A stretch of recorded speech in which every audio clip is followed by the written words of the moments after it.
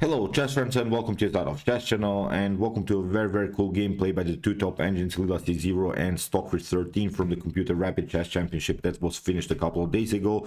Stockfish 13 won this tournament, but still I wanted to cover more games. I wanted to show really brilliant attacks by both sides, and today's game is actually a great gameplay by Lila C0 with the black pieces, in which Lila outplayed Stockfish 13 with a brutal attack in the Benoni defense. And I've never seen, I think, in this top engine level that an engine wins the game with the black pieces in the Benoni. I'm not sure, maybe you can find some more games, because this game was really incredible, and the Benoni is not the most popular now opening, I think, in this top grandmaster level. Still, these engines are playing simply this opening lines very differently, and that's why I decided to show you this one. And the cool part about this game is also that Lila C0 eventually won the next game with the white pieces, also in the same setup. So that was the only highlighted moment for Lila C0 in the super final, although of course Stockfish 13 won this very cool super final. So let's check out now this game. It was, I think, a beautiful chess game, and of course I will set you up a particular move in the middle game, then you can maybe try to play the exact cool move, of course, like Lila C0 did. So as usual in the top engine games, we have this Mortal Kombat sound. So round one, and let's go fight. So d4 here played by Stockfish, c5, d5. So far black is trying to go into the Benoni defense. That's the main goal of the c5. Then to play g6, bishop to g7, d6, and a6, b5, getting of course a queenside attack. And I don't recommend you to go c4 here after a potential knight to f6. My recommendation is also to go into the so-called kingside move order, because still, as I said, black's main goal is a6, b5, but still I think you can always prevent these ideas. At least you can block black's progress for a while with the move a4, then maybe with the moves a5. Then we want to play e4, and then of course you see the bishop, the knight on c3, and a potential a4 move are blocking a potential pawn breakthrough here by black on the queen side. So here in the game, g6 was played. We're playing of course e4 here, d6, and now my recommendation is also to go into this line, bishop to b5. And although it seems like a strange idea, because of course this move can be met with knight to d7 or bishop to d7, now comes the idea a4, and we're blocking now, at least for a while, as we said, the potential breakthrough on the queen side. And we're building, I think, a little bit slowly the attack here on the king side, maybe with moves as h3, knight to f3, castling, then maybe rook to e1, queen to e2, similar idea. So bishop to f4, maybe even f4, e5 are the possibilities. So actually we're attacking the king side. Our main goal is, I think, from white perspective, to break the position around the square e5. That's the goal that we're searching for. And here bishop to g7 played by Lila C0. We have knight to f3, and now a6, kicking away the bishop to c4. I've many times when I played the exact same move order, I played the move bishop to e2, but then I really noticed that actually this move bishop to c4 is probably more aggressive. But you see also in the continuation why this move bishop to c4 can be a problem. So as I said, I've played many times really against this particular setup. I many times played the move bishop to e2. What I'm doing actually with the move bishop to e2 is, after potential knight to h5, this knight could get challenged with knight to d2. Immediately you see we could attack this knight twice, and similar ideas. So as I said, there are of course always good parts of a particular move, but also some bad parts. So let's see now, bishop to c4 played by Stockfish. Stockfish is not allowing also here with the move bishop to c4 a common Benoni move, and it's the move e6. That's, I think, also one of the strategical goals of black, to break a little bit the space advantage that white has built here. Here after the move h6 we have h3. What Stockfish is doing here is of course is preventing some ideas like knight to g4 and then knight to e5. Then I think black could have a powerful control of the e5 square. That's also one of the great strategies of the Benoni defense. And then if one of these knights comes of course on e5, then the bishop could be attacked, and then again the bishop should retreat maybe to e2. So here h3 very important. So castling played by Lila C0. We have castling, knight to e8. Now Lila C0 is maneuvering the attack Lila c0 is maneuvering the knight to c7 and is still trying this move, b5. In the game, queen to e2, Stockfish, as we said, is preparing here bishop to f4, then maybe e5. And in the game, knight to c7, we have bishop to f4, rook to b8, preparing finally the move b5, and now rook to e1. And okay, here we'll stop. You see, both engines are applying this basic strategies. White is searching for e5 pawn breakthrough. Black is searching, of course, for b5 pawn breakthrough. Okay, pause now, really the video, and try to see a great continuation here for black. So we'll give that again this immortal sound. Test your might. Test your might in chess.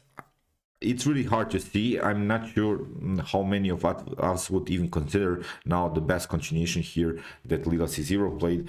And it's an outstanding tactical sequence, which gives now Stockfish 13 really some trouble in the continuation of the game. Stockfish really didn't recover after this tactical sequence. So, okay, take your time. It's really an important and brutal tactical sequence played by Lila c0. So, okay, I hope you could have seen the move. I'm not sure if I would even consider the move. It's not the point that I know something better than you. It's just really a beautiful tactical sequence that Lila c0 played here. So here Lila played the move b5. First, after a takes b5, now Lila takes. Bishop takes c3. Everything is pretty much forced. After b takes c3, we have now a takes b5, and you see now what you can do is maybe retreat to with the bishop to d3, but then you get c4. And actually, there are now many lines. There are really immortal, brutal lines, and it would be very hard for me now to explain you really all of the tactical sequence. And I think that's not the point of this game. I think you see after move bishop to d3, probably c4, and here really wild game happens if you try bishop to h6 and rook to e8. But still, this bishop is trapped, and I think in human level, black would win this game for sure. So, but here in the game, Stockfish 13 tried the move bishop to a2, and here Lila tried g5, again a forced move. We have bishop to d5 and bishop to d2, and now c4, locking the bishop. And here comes really the critical moment. Here at home, the Stockfish engine evaluates this position for white as much better, because Stockfish 13 has opportunities to take over here on d4, on f5. The pawn structure is messed up, but actually it's Lila c0 probably that's better here, because Lila c0 managed to trap one piece, and it's actually that Stockfish is now playing the whole game without the bishop. The bishop cannot go to b1. You see that then the bishop is blocked out by the pawn on c2. And the bad part, I think, for white here is that you cannot push some pawns here in order to maybe try to liberate the light square bishop, because you would love, maybe sometimes it's possible you're giving up maybe 1-2 pawns, but still the bishop is going into the game. So c4 locks and paralyzes now the bishop on a2. The bishop is locked now. Here knight to d4 with the threat, of course, of the fork on c6. So here that's why Lila c0 tried queen to e8. We have bishop to b1. You see Stockfish is desperate here with the bishop. Stockfish doesn't know what to do. Here f6, fixing the pawns on dark squares, because we have given up our dark square bishop. One of the good ways is, of course, put now many pawns on dark squares in order to protect your dark squares in front of the king, especially because the king could be endangered, but now the queen is at least protecting here the light squares. So here a rook to a7, we have rook to b7, rook takes, bishop takes. So every trades of pieces, I think, fits for Lila c0, because when the position is more and more simplified, then Lila c0 will simply go into maybe bishop versus this bad bishop on b1 endgame, maybe knight versus bishop or similar idea. So what the strategical goal of Lila c0 is now is simply to go into a favorable endgame, simply going trade off more pieces and play against this locked bishop on b1. So here knight to f5, of course, a very dangerous move. King to h7, f4. Stockfish has, of course, opportunities to attack the position. We have bishop to c8. Lila maneuvers the bishop, tries to get it on a better square. We we have bishop to e3, and now rook to g8. A good defensive strategy here by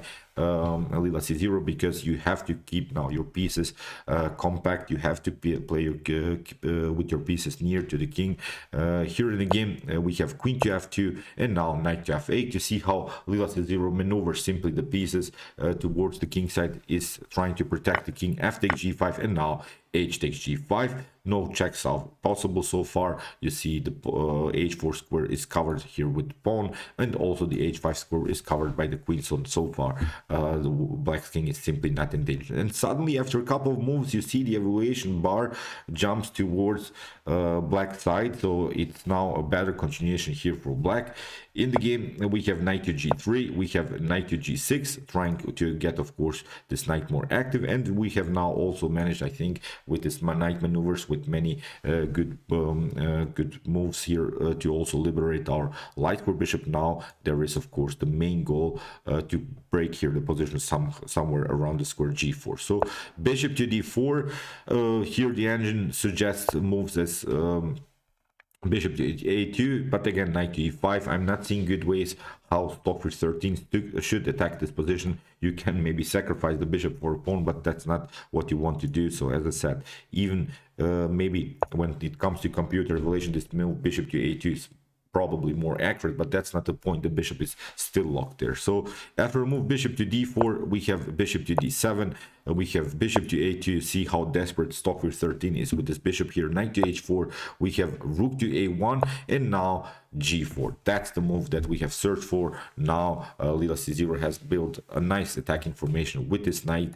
There are, of course, some tactical possibilities around the square g2. There are even some queen and rook batteries here on the g file. The bishop is very good, and also this knight is very important. It protects also some weaknesses here, but still this knight can also be maneuvered towards the king side and can maybe be included into the attack. So knight to e2, we have queen to h5. You see now every move for Lila C0 is perfectly fine. We have knight to g3, queen to g6, queen to f4, and now rook to a8. Pins the bishop. The bishop cannot come out in the game, and that was, I think, a great idea here by Lila C0, because again it forces a more simplified position here for both sides, because now after h takes g4, we have queen to g4. You say queen to g4, and now after bishop to g4, here comes king to f2. Still the bishop is pinned here.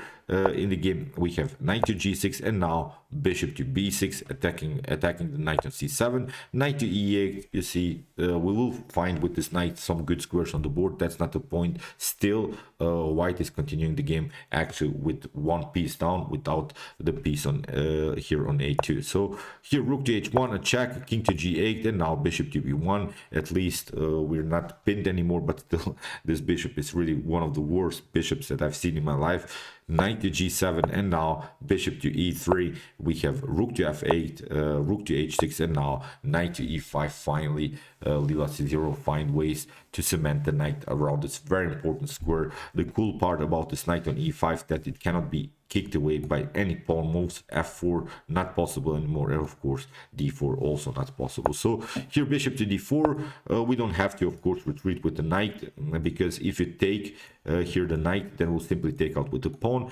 and actually we will of course try then to attack maybe here the e4 pawn, but still always we can find maybe some good squares for this other knight. So it's simply lost game when it comes to strategy here for white. So bishop to d7, rook to h1, f5.